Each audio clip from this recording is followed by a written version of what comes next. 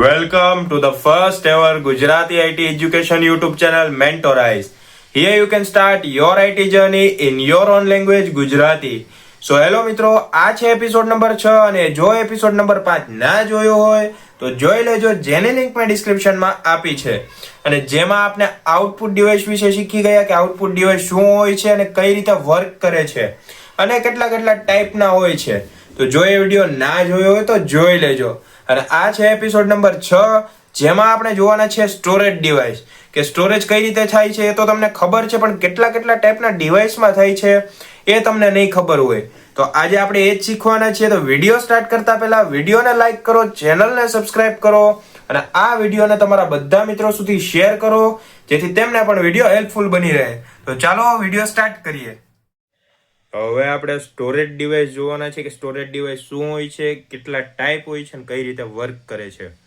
So basically storage device એટલે કે તમારો ડેટા, તમારી ઇન્ફોર્મેશન બધી એક જગ્યાએ સેવ થાય એને સ્ટોરેજ ડિવાઇસ કહેવાય, કારણ કે ત્યાં તમારો બધો ડેટા સ્ટોર થાય છે, સચવાઈને રહે છે.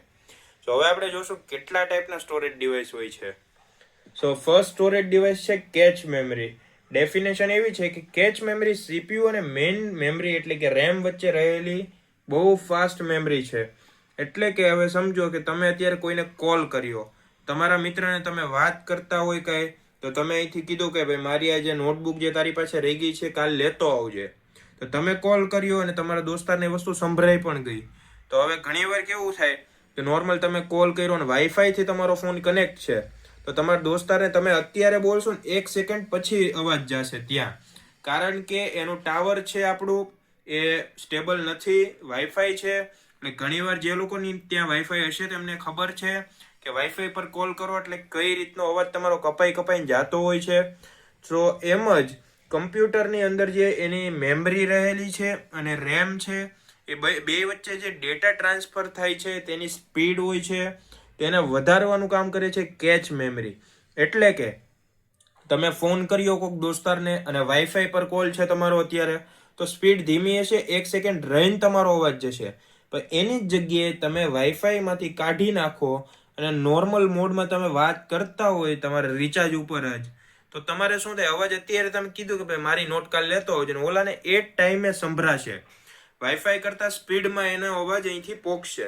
ઓકે, કારણ કે હું તમને હવે નોર્મલી સમજાવું કે અત્યારે ફોન વાઈફાઈ સાથે કનેક્ટ છે તો ડેટા ત્યાંથી આવે છે, તો તમે હજી વાત કરો તો અહીંથી વાઈફાઈ જે જશે તમારી વાત, પણ ત્યાંથી ડાયરેક્ટ ઓલા પાસે જાય, તો એટલો ટાઈમ તો વચ્ચેનો ગેપ લઈ ગયો. તો એવું ન થાય એના માટે કેચ મેમરી હોય. હવે કેરેક્ટરિસ્ટિક શું છે, સીપીયુ ને રિક્વાયર્ડ ડેટા ફાસ્ટ મળી રહે. કે તમારી પાસે એક ઘરમાં ક્યાંક મૂકેલું છે તમારું નોટબુક કે કોઈ પણ વસ્તુ, સો એ તમે ન મૂક્યું ને તમારા મમ્મીએ તમારું ખાનું સેટ કર્યું હોય, તો એને ખબર હોય ક્યાં છે વસ્તુ. હવે એ જ વસ્તુ તમે ગોતવા જશો તો વાર લાગશે. એની જગ્યાએ તમે મમ્મીને કહી દો રાઈડ પાડીને કે મમ્મી મારે આ જોતું છે, તો તમારા મમ્મી આવીને ફટાફટ એ વસ્તુ કાઢીને તમને દઈ દે. એને ખબર એ ક્યાં છે અને ક્યાંક લાવવાનું હોય, તમને એ વસ્તુ નથી ખબર, તો તમારે વાર લાગશે, એ તમને ફટાફટ લાવીને આપશે. તમારી મમ્મી તમારી કેચ મેમરી છે. હવે ખબર પડી? ઓકે. સો સાઈઝ બહુ નાની હોય છે, તો દેખાય નહીં એટલી સાઈઝની વસ્તુ છે આ, પણ કામ બહુ મોટું કરે છે, ફાસ્ટ એક્ઝિક્યુશન છે. ત્યારબાદ સ્પીડ સૌથી વધુ હોય છે. જેમ મેં તમને કીધું કે એ તમને મેમરી છે એ ડેટા રેમમાં ફટાફટ ટ્રાન્સફર કરી દે છે, તો એના ઉપરથી એની એક્ઝિક્યુશન સ્પીડ પણ ફટાફટ વધે છે, કારણ કે ડેટા જેટલો ફાસ્ટ આવે એટલું ફટાફટ એક્ઝિક્યુશન પણ થઈ જાય છે. ત્યારબાદ છે કોસ્ટ એક્સપેન્સિવ, કે આ વસ્તુ જેટલી કામની છે એટલી મોંઘી પણ હોય. કે તમારે જોવાનું, જે વસ્તુ બહુ કામની હોય, રેર હોય, તો એના ભાવ બહુ હશે. કેમ? કારણ કે વસ્તુ તમારા કામની છે, તમારે જરૂર છે એની, તો દુકાનવાળો શું કરશે, મોઢે માગેલા ભાવ તમને કહેશે કે ભાઈ મારે આટલો ભાવ જોઈએ, તારે જોતું હોય તો એ બોલ, ન જોતું હોય તો જવા દે, બીજો આવશે. તો એની જેમ નહીં, અહીંયા તમારે કામ તમારું છે તો ભાવ દેવા પડશે, એટલે એક્સપેન્સિવ બહુ છે. ત્યારબાદ છે RAM, random access memory. RAM હું તમને નોર્મલી સમજાવું શું હોય. તમારો મોબાઈલ છે એના ઉપર તમે શું કરશો, ઇન્સ્ટાગ્રામ જોશો, વોટ્સએપ જોશો, યુટ્યુબ જોશો, તો એ તમારો ટેમ્પરરી વર્ક છે કે ટેમ્પરરી એન્ટરટેનમેન્ટ છે જે તમે કહો એ, પણ એ ચલાવવા માટે પણ તમારે અમુક જગ્યા જોશે, તો એ જગ્યા છે રેમ, કે એના ઉપર તમારો મોબાઈલ આખો ચાલે. હવે અમુક વસ્તુ તમે નોટ કરજો કે તમારો ફોન 4 GB રેમનો છે, તો હવે તમે એમાં Instagram, YouTube, WhatsApp, Facebook, Snapchat ચાલુ કર્યું તો એ બધું સ્મૂથલી ચાલશે ક્યાં સુધી, જ્યાં સુધી તમારી રેમ ફૂલ ન થઈ જાય. હવે આટલું બધું તમે વાપરો અને તમારી પાસે હવે ખાલી 500 MB રેમ વધી છે અને 3.5 GB રેમ અહીંયા ફૂલ છે અત્યારે, અને એમાં તમે પબજી ચાલુ કરો, ફ્રી ફાયર ચાલુ કરો, માઇનક્રાફ્ટ કોઈ પણ એક વસ્તુ ચાલુ કરી દો એટલે એ તમારે મિનિમમ 1 GB ની જગ્યા રોકીને જ બેસે. તમારી પાસે 500 GB ની જગ્યા છે રમવા માટે અને તોય તમે 1 GB નું લઈને આવ્યા, ચાલી જાય પણ એટલો લેગ થાય ને તમારો ફોન હીટય થાય, લેગય થાય. કેમ? કારણ કે મેમરી કરતાં વધારે તમે વસ્તુ અહીંયા લઈ આવ્યા છો તો લેગ થશે. અને અમુક લિમિટ વસ્તુ હોય કે લિમિટેડ વસ્તુ તમે વાપરો છો, વોટ્સએપ, યુટ્યુબ, સ્નેપચેટ, ફેસબુક, તો એ વસ્તુ તમારે સ્મૂથલી રન થશે. કેમ? કારણ કે 4 GB રેમમાં 3.5 GB ની જગ્યા લે છે, પણ ઓલું 1 GB નું છે ને 500 GB સ્ટોરેજ છે આપણી પાસે, તો 500 MB સમય જાય છે, પણ બાકીનું જે 500 MB છે ઓવરલોડ કહેવાય. જ્યારે સિસ્ટમ ઉપર ઓવરલોડ આવે તો સિસ્ટમ હેંગ થવાનું જ છે, ગરમ થવાનું જ છે. તો એ કામ છે રેમનું. Characteristic volatile memory, power of data lost, કે મોબાઈલમાંથી તમે ઓલા 3 બટન આવે, આ કેમ 1, 2, 3 બટન હોય, તો તમે શું કરશો, અહીંયા લાસ્ટ બટન છે દબાવી દીધું એકવાર એટલે શું થશે, ઓલું બધી સ્ક્રીનો આવી જાય તમારી વોટ્સએપ, ફેસબુક ને બધી, તો આમ ઉડાડતા જાઓ તમે અને એ બંધ કરી દીધો ફોન એટલે એ બધું વહી ગયું. તમે જેની અત્યારે કરન્ટલી ચેટ કરતા હોય કે યુટ્યુબમાં કંઈક વિડીયો જોતા હોય કે ફેસબુકમાં કંઈક શોર્ટ્સ આવતી હોય તો બધું વયું જાય, પહેલેથી તમારે અલગથી જ જોવું પડશે. તો એ કામ રેમનું. ફાસ્ટ એક્સેસ સ્પીડ, કે તમે હજી ગેમ ચાલુ કરી અને રેમ હાવ ખાલી, અત્યારે કાંઈ બીજું નથી વાપરતા, ગેમ સારી સ્મૂથ ચાલશે, પણ જો તમે એક હારે 5-10 વસ્તુ ચાલુ કરી દીધી ગેમની સાથે સાથે એટલે ફોન લેગ મારી જાય, એટલે બાપાને કેવું પડશે બીજો ખર્ચો કરો બાપા, આટલી રેમમાં મારું કાંઈ થાય એમ એ નહીં. સો ડાયરેક્ટ એક્સેસ પોસિબલ છે કારણ કે આ તમારા મોબાઈલની અંદર આવે છે, અલગથી તમારે નથી લેવી પડતી. મોબાઈલની અંદર આવે તો ડાયરેક્ટ એક્સેસ કરી શકો. તો રેમ આમ બહુ ઉપયોગી છે. એટલે હું તમને અત્યારે સજેસ્ટ કરું કે ફોન લેતા હોય તમે, અને જો તમારા બજેટથી થોડું કંઈ વધારે હોય તો સારા રેમ વાળો ફોન લેજો, ઘણો એ કામ આવશે. ગેમર્સની વાત હું નથી કરતો, ગેમર્સની મને ખબર જ છે હજી સારો જ ફોન લે, પણ જે નોર્મલ લોકો છે એને હું કહી દઉં કે ભાઈ લેવો જ સારે જ રેમનો ફોન લેવાય, ભાવય દેવો ને તમારે રેમય ઓછી લેવી હતી એમ ન કરે. સ્ટોરેજ ઓછું હોય તો ચાલે કારણ કે તમારે એટલી બધી વસ્તુ કંઈ એમાં સ્ટોર નથી કરવાની. રેમ સારી હોય તો એક સાથે 10-12 વસ્તુ તમે અકાવો તોય વાંધો નહીં, 8 GB રેમ હોય તોય બહુ છે. હવે ત્યારબાદ છે ટાઈપ ઓફ રેમ, કેટલી જાતની રેમ હોય એ હવે હું તમને કહું. પહેલી છે સ્ટેટિક, કે જે તમારા ફોનમાં જ આવે છે પહેલેથી, એને કહેવાય સ્ટેટિક રેમ. સ્પીડ ખૂબ ફાસ્ટ હોય છે, કોસ્ટ એક્સપેન્સિવ હોય છે અને કેચ મેમરી તરીકે યુઝ થાય છે. તો આ વસ્તુ તો આપણે ઉપર આ બેમાં જોઈ જ લીધી છે. પણ નીચે છે ડાયનેમિક રેમ. હવે ડાયનેમિક રેમ શું કામ આવે એ તમને કહું, કે જે રેમ હોય છે એ તમારી ફોનની અંદર સ્ટોર હોય છે, તો ડાયરેક્ટ ફોન હારે કનેક્ટ છે તો સ્પીડ આપશે. પણ જે આ ડાયનેમિક રેમ છે એ તમારા ફોન સાથે કનેક્ટ જ નથી એમ કહું તો એ વસ્તુ તમારી સ્પીડને સ્લો કરશે અને કોસ્ટય ચીપ છે એની. કેમ કોસ્ટ ઓછી છે? કારણ કે બહુ રેયરલી લોકો એને કામમાં લે છે, બહુ લેતા જ નથી કોઈ કામમાં. અને બહુ મેન જે તમારી રેમ છે સ્ટેટિક રેમ છે, જેને આપણે એસ રેમ કહેવાય, તો એ બધાય વાપરે છે. અત્યારે ડાયનેમિક રેમ કોઈને નથી જોતી, વધારાની રેમ કોઈને નથી જોતી. સો એનો કોસ્ટ ચીપ હોય, કે વસ્તુની જરૂર જ નથી તો આપણે ભાવ સસ્તો રાખી દો, લેવી છે કોઈક લે હે, ભાવ મોંઘો રાખો અને તમારી વસ્તુ કંઈ કામની છે નહીં તો લોકો શું કામ લે એ વસ્તુ. અને મેઇન મેમરી તરીકે યુઝ થાય, કે એ છે રેમ પણ એ મેઇન મેમરી રીતે યુઝ થાય. હું તમને નોર્મલી એક એક્ઝામ્પલ આપું કે ઘણા લેપટોપ યુઝર્સ હોય ને એને ખબર હશે કે તમારા લેપટોપમાં બતાવે શું કે 16 GB નું ગ્રાફિક કાર્ડ છે તમારે, પણ એમાંથી 128 GB નું રિયલ ગ્રાફિક કાર્ડ હોય અને બાકીનું જે સ્ટોરેજ છે એ તમારું મેમરીના ભાગમાં વયું જાય. તો એ પ્રોપર ગ્રાફિક કાર્ડ નથી, એક ખાલી 128 GB નું ગ્રાફિક કાર્ડ છે અને બાકીનું તમારી રેમમાં સમાઈ જાય છે. તો એની જેમ જ ડાયનેમિક મેમરી વર્ક કરે છે. સો ત્યારબાદ છે રોમ. રોમ એટલે કે આપણા સિસ્ટમનું સ્ટોરેજ. હવે હું તમને કહું કે મારા ફોનનું સ્ટોરેજ 8256 હોય તો 8 GB રેમ હોય પણ 256 GB સ્ટોરેજ છે. તો એ 256 GB તમે તમારા ફોટો, વિડીયો, મ્યુઝિક, ડોક્યુમેન્ટ કે ગમે એટલી વસ્તુ સ્ટોર કરો, 256 GB ફૂલ તમારી કેદી થઈ રહી. તો એટલું સ્ટોરેજ આવે, ફોન હોય, લેપટોપ હોય, કમ્પ્યુટર હોય, ક્યાંય પણ એટલું સ્ટોરેજ તમને મળે. એને કહેવાય રોમ. રોમ પરમાનન્ટલી મેમરી છે જેમાં સિસ્ટમ સ્ટાર્ટઅપ ઇન્સ્ટ્રક્શન સ્ટોર હોય છે. કે રોમ હોય, તમારે જ્યારે તમે ડિવાઇસ ચાલુ કરતા હો, નવો ફોન લીધો હોય તો તમારે જોવાનું કે 10 થી 15 જીબીનું જે પાર્ટેશન છે ઓલરેડી રોકાયેલું હોય, ઓક્યુપાઈડ હોય. કેમ? કારણ કે તમારા ફોનને ચાલવા માટે અમુક ડ્રાઈવર્સની જરૂર હોય, કે અંદરનો ડેટા અમુક જોઈએ, કે ફાઇલ્સ જોઈએ જે જરૂરી હોય. તો સ્ટોર તો મોબાઈલમાં જ થશે.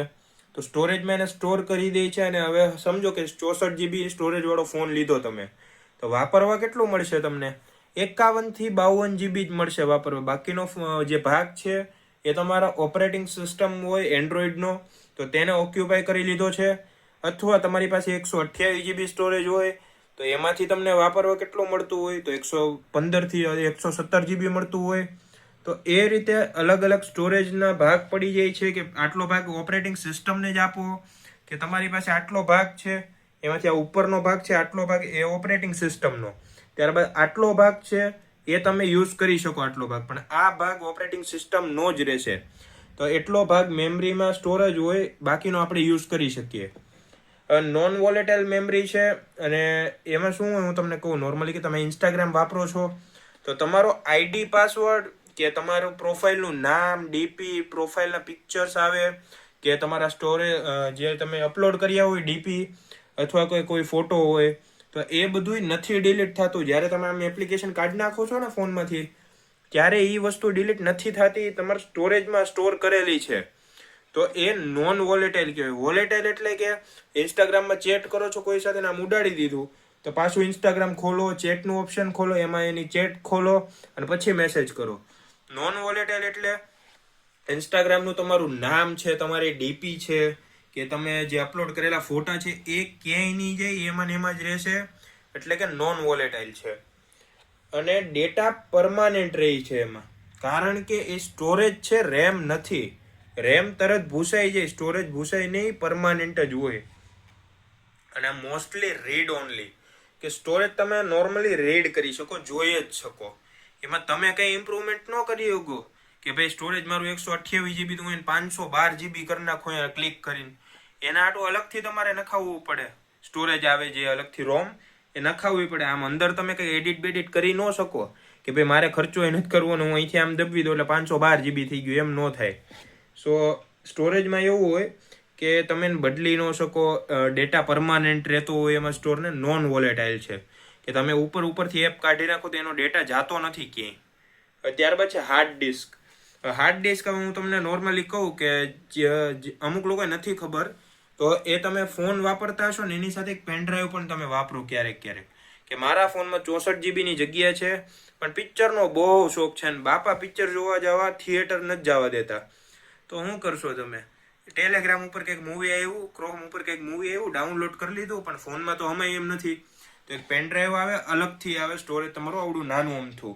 સો એ પેનડ્રાઈવમાં કેમ તમે પિક્ચર નાખી લો, જ્યારે જોઈએ ત્યારે આમ ફોનમાં કનેક્ટ કરી દો છો, તો ત્યારે તમને બધા પિક્ચર મળી જાય. તો એ એક્સટર્નલ સ્ટોરેજ કહેવાય એક અલગથી. તો એમ જ કમ્પ્યુટર, લેપટોપ માટે આ હાર્ડ ડિસ્ક છે એક એક્સટર્નલ સ્ટોરેજ છે, કે જ્યારે તમને એને કમ્પ્યુટર પીસી સાથે આમ કનેક્ટ કરો, એક અલગથી સ્ટોરેજ જેવું કામ કરે. બે સ્ટોરેજના સેક્શન પડી જાય તમારી પાસે. એક તમારું મેઇન સ્ટોરેજ હતું એ તો રહેવાનું, એક નવું સ્ટોરેજ અહીંયા એડ થશે. આ જે સ્ટોરેજ છે એ આ હાર્ડ ડિસ્કનું સ્ટોરેજ કહેવાય. સો આમાં તમે અલગથી એક ડેટા સ્ટોર કરીને એ ડિસ્ક પાછી કાઢી લ્યો અને તમે ગમે ને ખાના ખોચરામાં નાખી દેવો.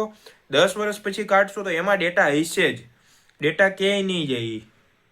સો એ હાર્ડ ડિસ્ક કહેવાય. અને નોન વોલેટાઇલ છે, જેમ મેં કીધું એ ડેટા તમારો ડિલીટ નહીં લાગે એમાં, અને પરમાનન્ટલી સ્ટોર થાય. ક્યાં યુઝ થાય? તો operating system, software, file stores. So આવી જગ્યાએ ડેટા એકવાર આમાં લઈ લે, પછી એ પાછું કાઢી લે છે હાર્ડ ડિસ્કને, અને હાર્ડ ડિસ્કને કાઢીને એક ક્યાંક મૂકી દે છે. જ્યારે જરૂર પડે ત્યારે હાર્ડ ડિસ્ક લઈને એમાંથી ડેટા પાછો લઈ લે છે. તો એ વસ્તુ તમારે કમ્પ્યુટર કે પીસી ઉપર લોડ લઈને રાખવાની જરૂર નથી, અલગથી તમે સ્ટોર કરી શકો. ત્યારબાદ છે ટાઈપ્સ ઓફ રોમ, કે રોમના કેટલા ટાઈપ છે. હવે એ હું તમને કહું કે પી રોમ, પ્રોગ્રામેબલ ઓનલી વન્સ, કે એક જ વાર તમે ડેટા એન્ટર કરી શકો, બીજી વાર એમાં ડેટા એન્ટર ના કરી શકો. તો એકવાર યુઝ કર્યા પછી એ તો ખરાબ જ કહેવાય તમારા માટે, ખાલી ડેટા લઈ જ શકો. ત્યારબાદ છે EEPROM યુવી લાઇટથી ઇરેઝ કરી શકાય.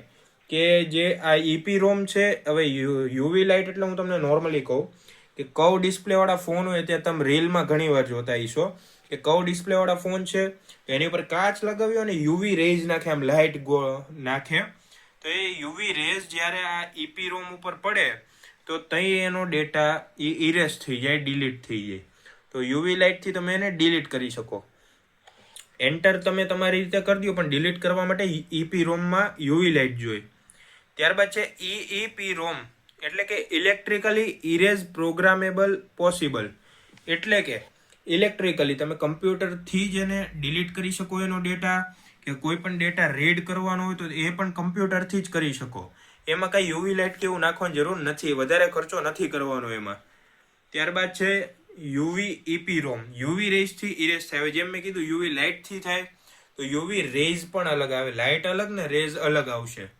તો એ ધ્યાન રાખજો, આ યુવી રેઝથી ઇરેઝ થાય, બાકી એન્ટર તમે ઇલેક્ટ્રિકલી કરી શકો. અહીંયા નીચે જોઈ લ્યો, તમને અહીંયા ફોટા આપ્યા છે બધાના. આ યુવી EEPROM, આ EEPROM, PROM, EEPROM. સો અલગ અલગ જાતની રોમ હોય છે.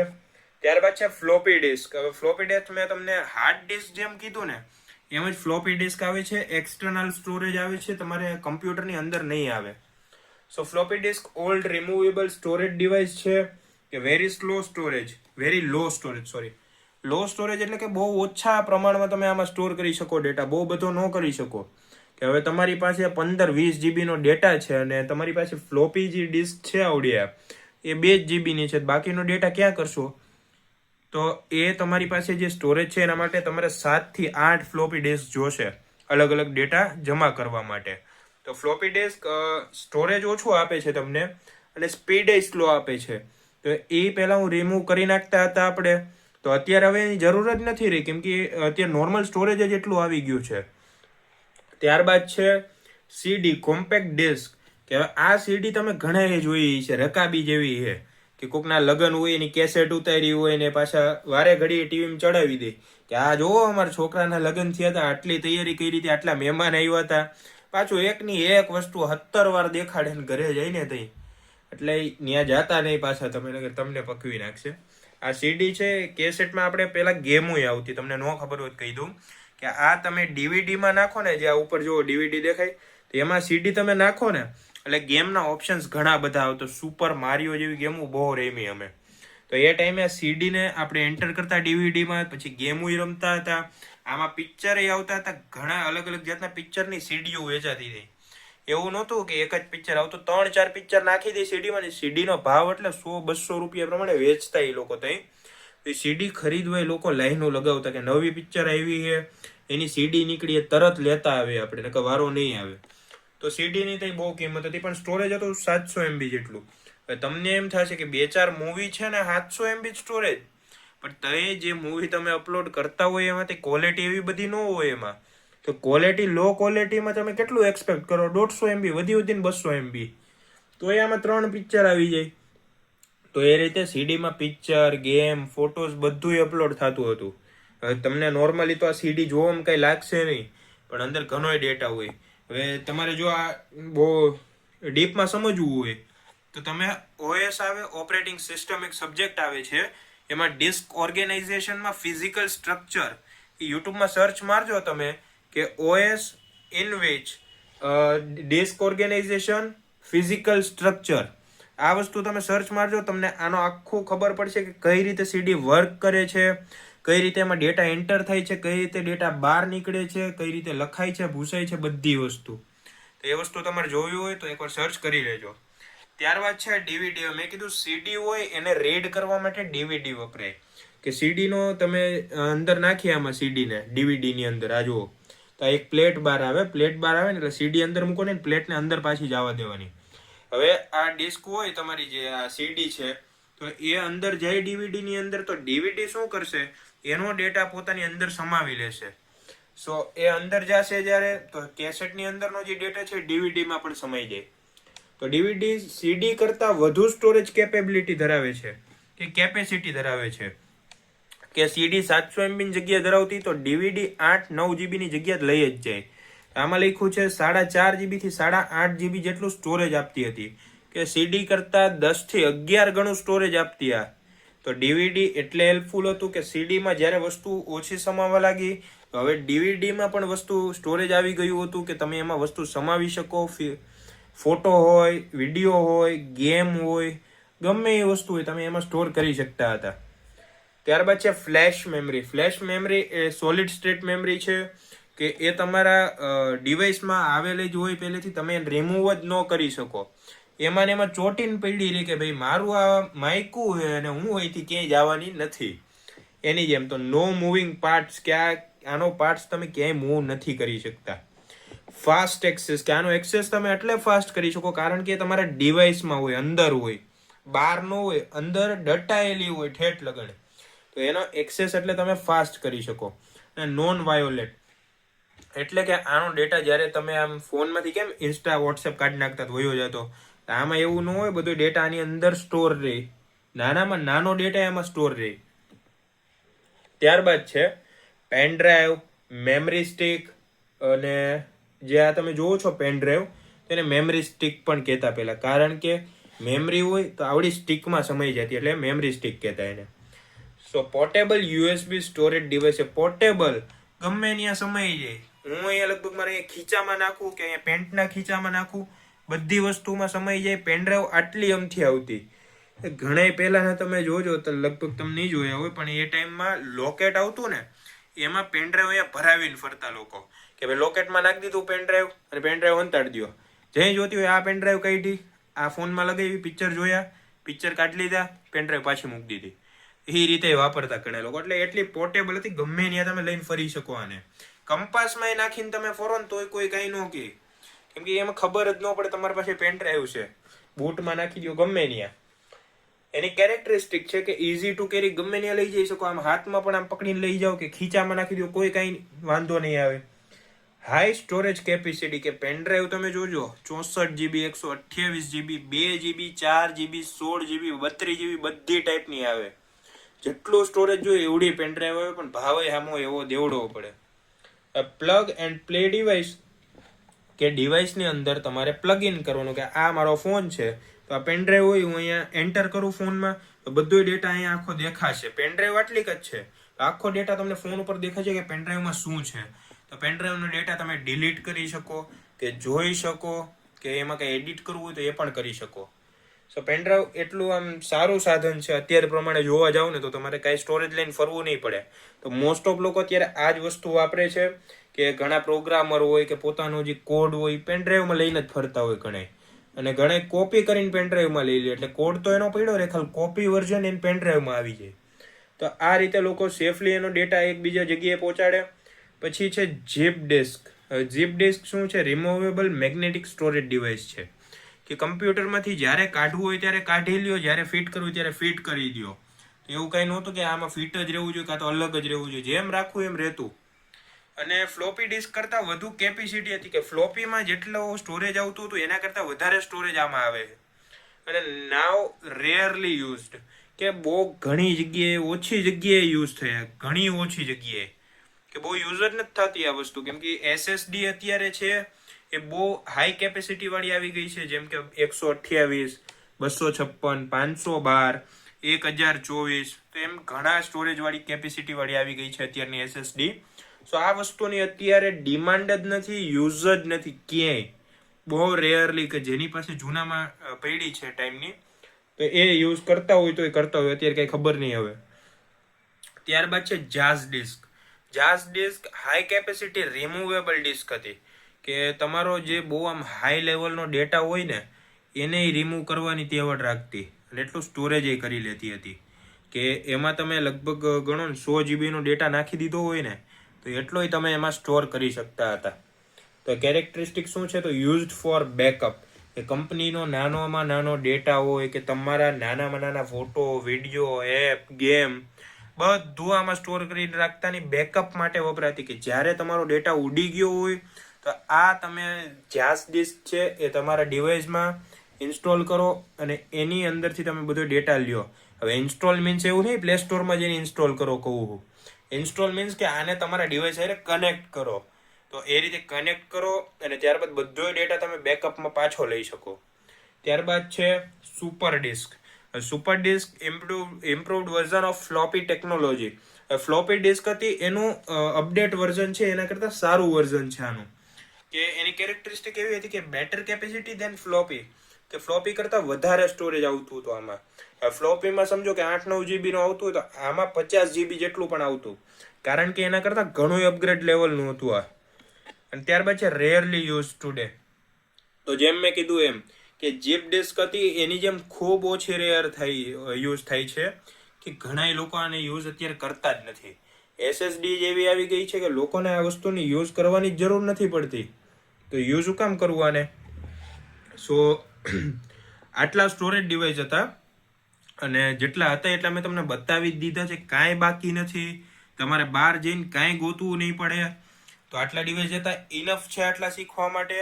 અને જો તમને આમાં ન ખબર પડી હોય તો પહેલેથી વિડીયો જોઈ લેજો. અને અમુક એવી વસ્તુ છે કે તમને ડાયરેક્ટ આમાં જો સમજ ના પડી હોય, મેં સમજાવ્યું હોય એમાં, તો ગૂગલમાં એનું નામ સર્ચ કરજો. એના તમને શોર્ટમાં ડિટેલ્સ પણ આપી દેશે કે વસ્તુ શું કામ કરે છે, જો આ વિડીયોમાં સમજ ના પડી હોય તો. અને આઈ હોપ કે આ વિડીયો તમને પસંદ આવ્યો જ હશે. જો વિડીયો પસંદ આવ્યો હોય તો વિડીયોને લાઇક કરો, ચેનલને સબસ્ક્રાઇબ કરો, અને આ વિડીયોને તમારા બધા મિત્રો સુધી શેર કરો, જેથી તેમને પણ આ વિડીયો હેલ્પફુલ બની રહે. તો મળીએ નેક્સ્ટ વિડીયોમાં.